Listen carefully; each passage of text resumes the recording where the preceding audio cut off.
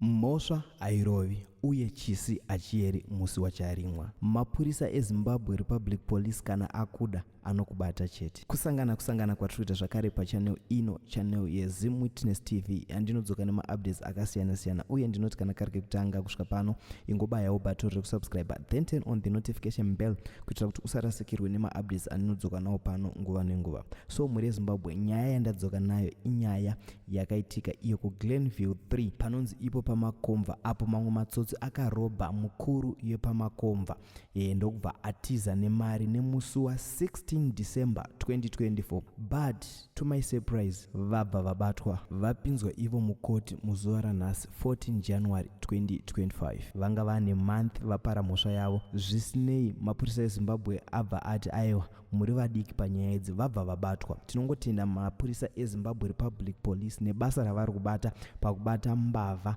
marobhers. Asi chiri kuzondinetsa, pane imwe nyaya yekubhulawayo yakarobhwa mari yakawanda yaya iri kunzi 4 million yakarobhwa company yeSafeguard. Isusu vanhu vacho hasatango vaona vachinzi vapinda mukoti.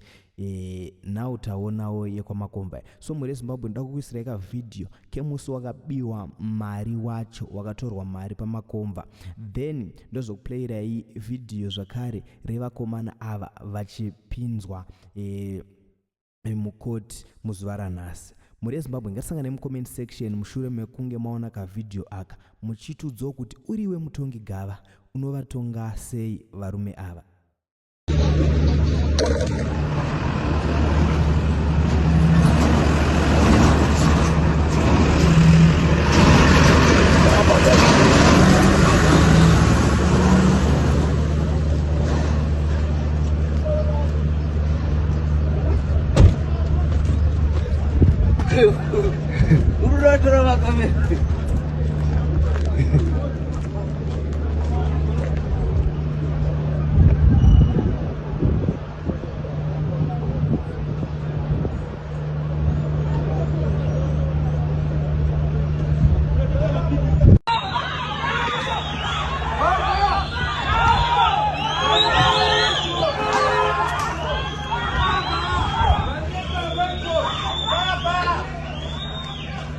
A few moments later.